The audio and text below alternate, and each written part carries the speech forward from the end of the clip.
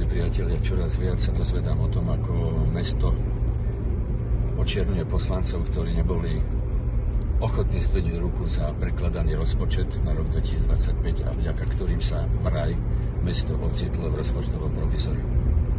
Musím však zdôrazniť, že mesto sa ocitlo v provizoriu nie kvôli poslancom, ale kvôli tomu, že ten rozpočet nebol urobený tak, ako aby bol priechodný, aby bol správny. Celý bol založený na tom, že treba výrazne zvýšiť dane domácim obyvateľom. A za toto ja ruku nezdvihnem. Ako perličku uvediem to, že už od začiatku decembra, od polky decembra som sa snažil dopatrať výšku odmien, ktorá bola vyplatená určitým vybraným pracovníkom Mestského úradu.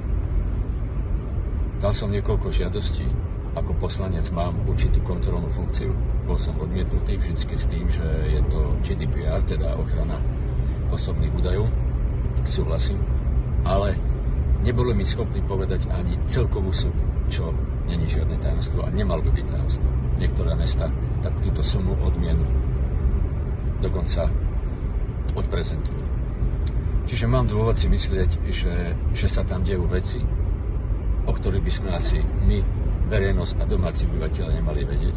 A z toho dôvodu i ja, pokiaľ sa nedozviem údaje, ktoré som žiadal, tak nebudem zdvíhať ruku za nejaký 10 miliónový rozpočet, aby sa s tým bačovalo alebo hospodarilo tak, že sa to bude tajiť pred obyvateľmi mesta.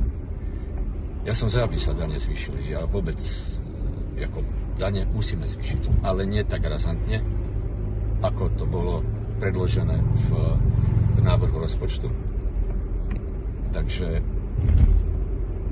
musíme sa dohodnúť.